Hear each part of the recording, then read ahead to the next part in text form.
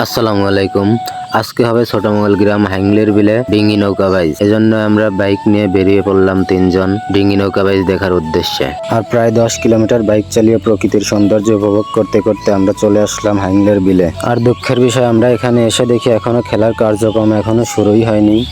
আমরা প্রায় 1 ঘন্টা যাবৎ এখানে অপেক্ষা করতে করতে তারপর খেলা অবশেষে শুরু হয়। আমরা এখানে এসে একটি নৌকা নিয়ে বিলের মাঝখানে চলে আসি, কারণ মাঝখান থেকে খেলাটা সুন্দরভাবে দেখা যায়। এখানে দেখতে পাচ্ছেন প্রচুর পরিমাণে দর্শক এসেছে, আর এরকম প্রকৃতির মাঝখানে বসে খেলা দেখার মজাটাই আলাদা। তাছাড়া ডিঙ্গি নৌকা বাইচ দেখাটা আলাদাই একটা মজা লাগে, কেননা ছোট ছোট নৌকার মধ্যে অনেকগুলা করে মাঝি ওঠে, যার কারণে মাঝে মাঝে 2-1টা নৌকা ডুবে যায়। এই কারণে এই খেলাটা বেশি মজাদায়ক হয়ে থাকে।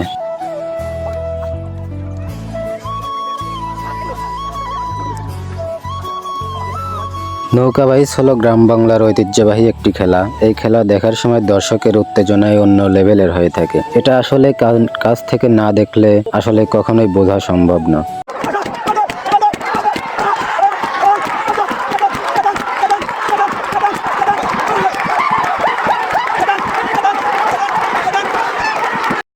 আমি ভিডিওর শুরুতেই বলেছিলাম এই খেলায় ঘন ঘন নৌকা ডুবে যায়, যার কারণে খেলাটা বেশি মজাদায়ক হয়ে থাকে।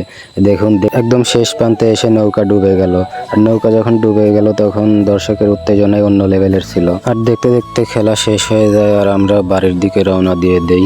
তো আজকের ব্লগটা এ পর্যন্তই। সবাই লাইক, কমেন্ট, শেয়ার করে পাশে থাকবেন। ভিডিও ভালো লাগলে ফলো করে দিবেন। ধন্যবাদ।